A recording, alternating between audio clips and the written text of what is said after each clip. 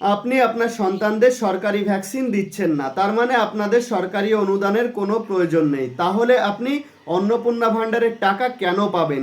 এমনটাই জানালেন পশ্চিমবঙ্গের নারী ও শিশু কল্যাণ মন্ত্রী অগ্নিমিত্রা পাল। এবার চলুন যাই জেনে নিই আমাদের পশ্চিমবঙ্গের নারী ও শিশু কল্যাণ মন্ত্রী অগ্নিমিত্রা পাল কি বললেন। দেখুন, এটা নিয়ে আমরা অনেক জায়গা থেকে ফোন পেয়েছি, কিন্তু ফিডব্যাক তো আমরা আপনাদের থেকেই নেব, সাধারণ মানুষের থেকে, এবং অনেকেরই হয়তো অসুবিধা হচ্ছে। অসুবিধা হওয়ার কথা নয়, কিন্তু হয়তো 11-12 পাতা দেখে মনে হচ্ছে যে আমি কি করে ফিল আপ করবো। তো আমরা চেষ্টা করছি সেটাকে যদি ইজিয়ার করা যায়, কারণ আলটিমেটলি দেখুন, এটা 11-12 পাতা যে ইনফরমেশন, সেই ইনফরমেশন দিলেই যে আপনি অন্নপূর্ণার ভাণ্ডার পাবেন সেটা কিন্তু নয়।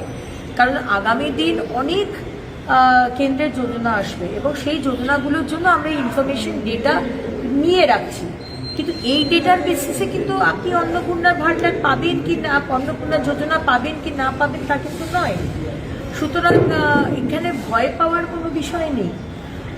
আর যে বিষয়গুলো আমি অলরেডি ক্লিয়ার করেছি, যারা ভোটার লিস্টে নাম নেই, যারা আমাদের দেশের ব্যক্তি নয়, যারা একাধিক বিয়ে, যারা ইনকাম ট্যাক্স দেন, যারা সন্তানদের গভর্নমেন্ট সরকার অনুমোদিত ইনস্টিটিউশনে পড়াননি, তাদের আমরা এর মধ্যে, কেউ যদি ইনকাম ট্যাক্স দিয়ে থাকে তাহলে আপনি কেন নেবেন? মানে এটা একটা আপনার তো নেওয়াই উচিত নয় আমার মনে হয়।